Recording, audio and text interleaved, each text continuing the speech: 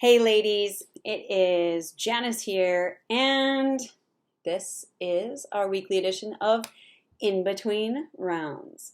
So this week I really wanted to talk about how you can continue to make and keep your workouts effective while we are in this strength phase. So this is mostly for those of you who are still working out from home.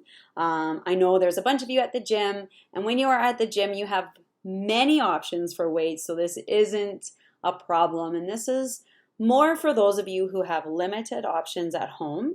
And after some of the demos I gave in yesterday's Zoom workout, of course, I had a few questions come in. So I want to go over the key things that you need to keep in mind when you're doing these workouts. And the reason being is I am intentional about the phase that we're in because we are here to challenge your body.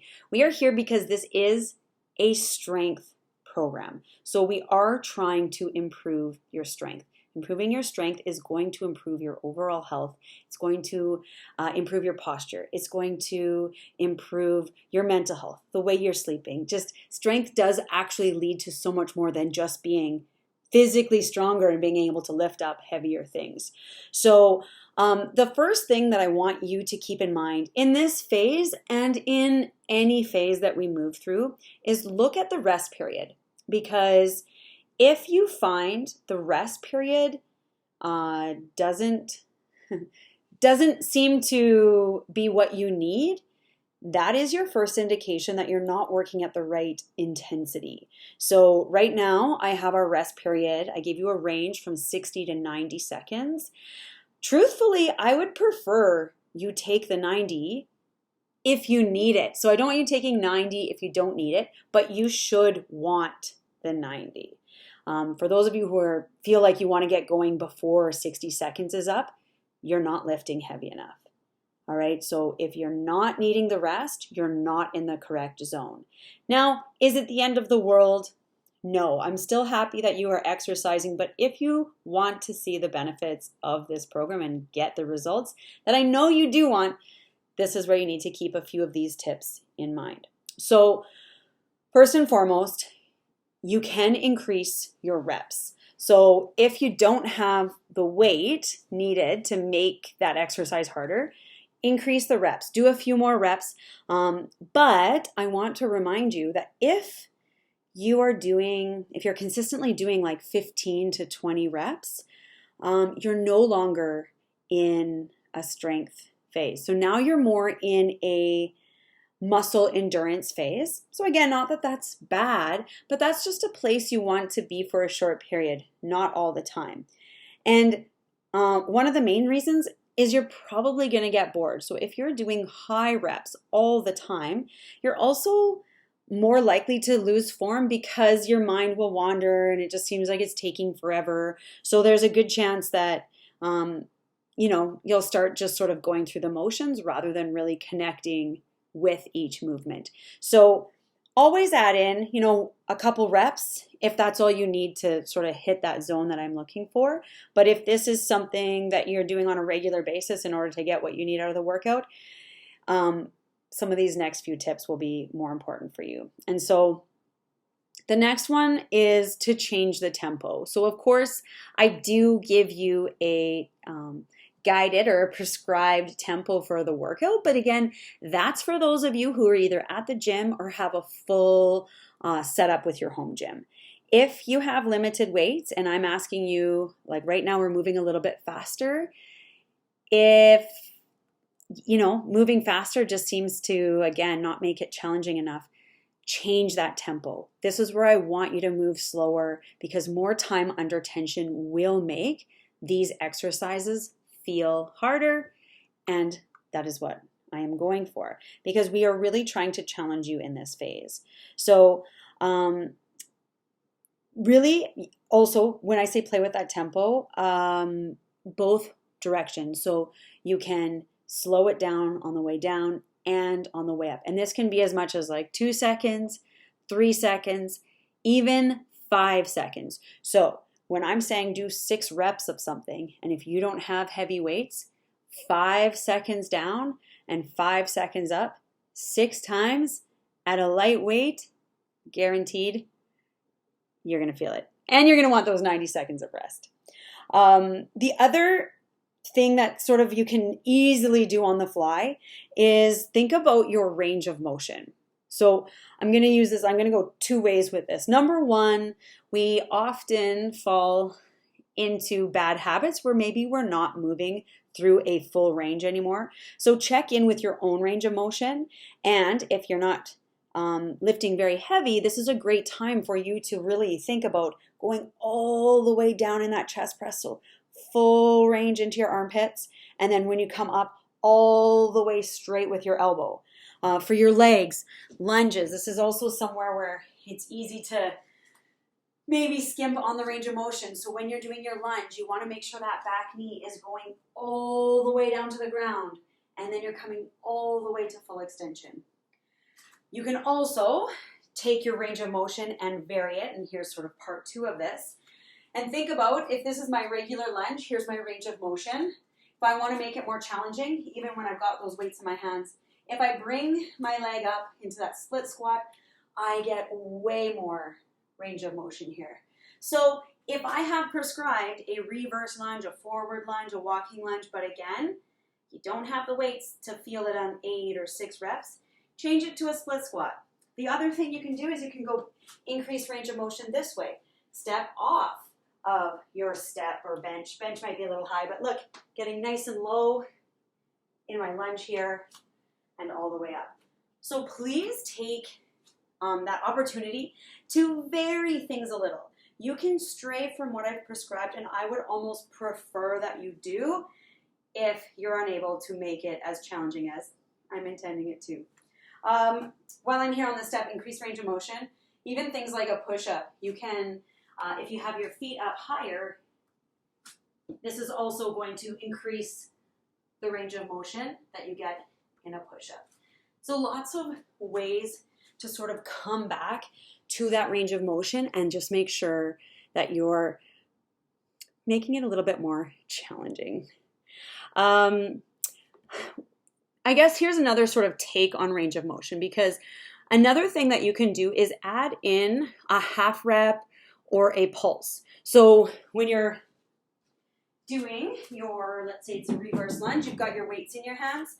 If again, I'm a little light here, don't really feel it as much as I should, add in that pulse. So I want you to lunge, come halfway up, and then all the way up. That's also another way to just increase that tension, time under tension. You can do that with all the exercises, even a chest press, even a shoulder press, pulse at the top before you come down, bicep curls.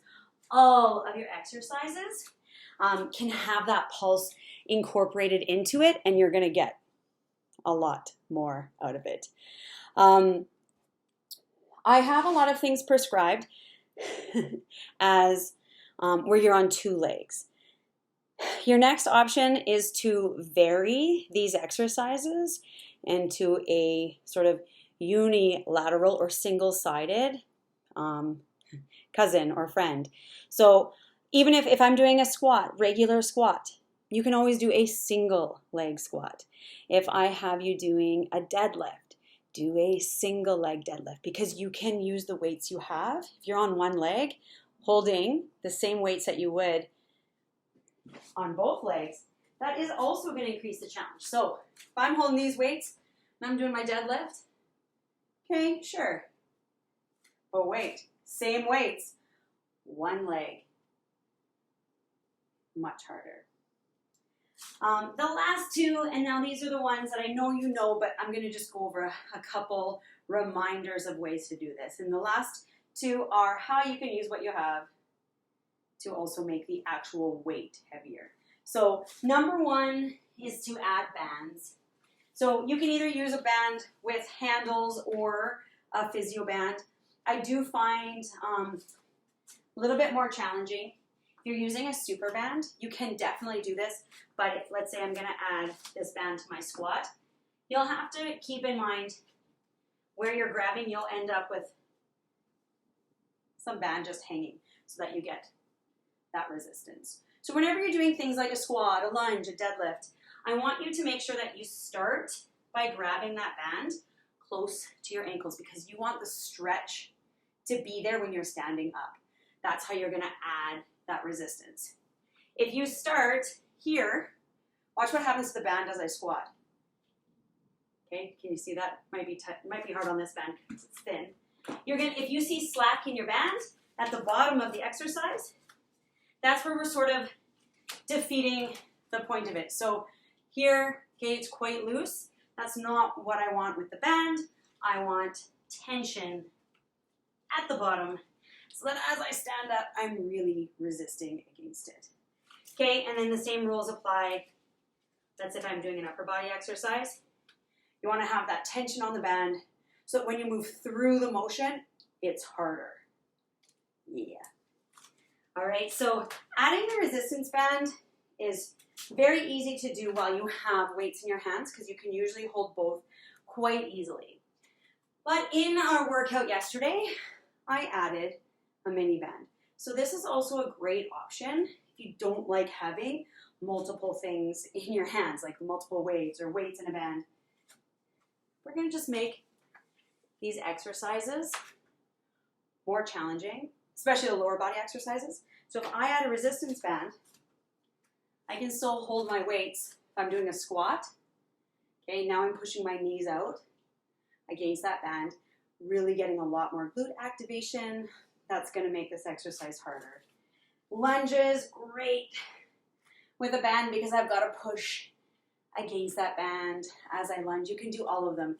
Deadlifts, I'm pushing my knees out. So feel free to add that band. Again, we are looking at ways of making the exercises more intense, even if you can't make them heavier. I'm going to come back to where I originally started way back during early days of the pandemic when I had you doubling up weights. That is still a great option, and it just varies depending on the type of weights you have, size of your hands, because some weights have a really thick handle, so it is more challenging to double up your weights that way.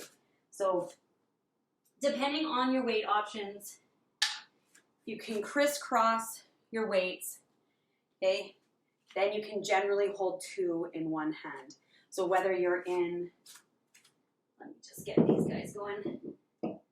So whether it's a leg exercise and you're squatting, you can do front rack with two weights, but you can also do all the arm exercises. So bicep curls, bent over row, chest press, all of them can work as long as you can hang on to those weights. The other option is when I'm doing things that have a single weight. So the example I did yesterday for goblet, I held two weights together. So this is obviously easier on your grip to hold it this way. The other thing that I didn't do in our workout yesterday because we didn't have an exercise like that, but let's say I have you doing a ipsilateral, so whether it's a reverse lunge or a split squat. So ipsilateral is where you've got the weight on just one side.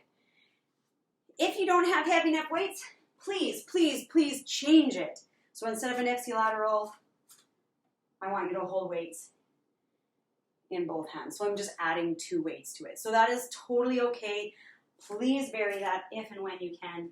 And then the other option is to use other equipment. Many of you have some kettlebells. I know there's a few of you with sandbags. Sandbags, same way I'm going to do this kettlebell. So if I was doing my dumbbell deadlift, two dumbbells by my sides, I'm going to just change my hand position and hold on to my heavier kettlebell to do those deadlifts. Anything that would be front rack, or even if it's a barbell on your back, bring that kettlebell up to your chest. If it was a front rack on one side, an ipsilateral, here's my front rack with my kettlebell. So usually most people will need two hands to get it up there because you gotta kind of swing it up like you're getting getting your heavy purse onto your shoulder. Keep that elbow tucked in because this is going to be a lot heavier than your dumbbells are, so that your core is tight and you're using those other positions. So in short, I want you, yes, to follow the workouts as I have them prescribed, but please, please don't follow them exactly if it means sacrificing the intensity that you know you have to give. So if you have specific questions, post them in our online community because I would love to just do videos of those specific exercises for everyone to see, because generally speaking, if you're confused about how to vary an exercise or how to change the weights or how to make it harder or how to make it easier, you are guaranteed not alone. So let me know if you do have questions because I'm happy to do quickly little short videos for those specific exercises right here for you guys. Have an awesome rest of your day and of course, take care.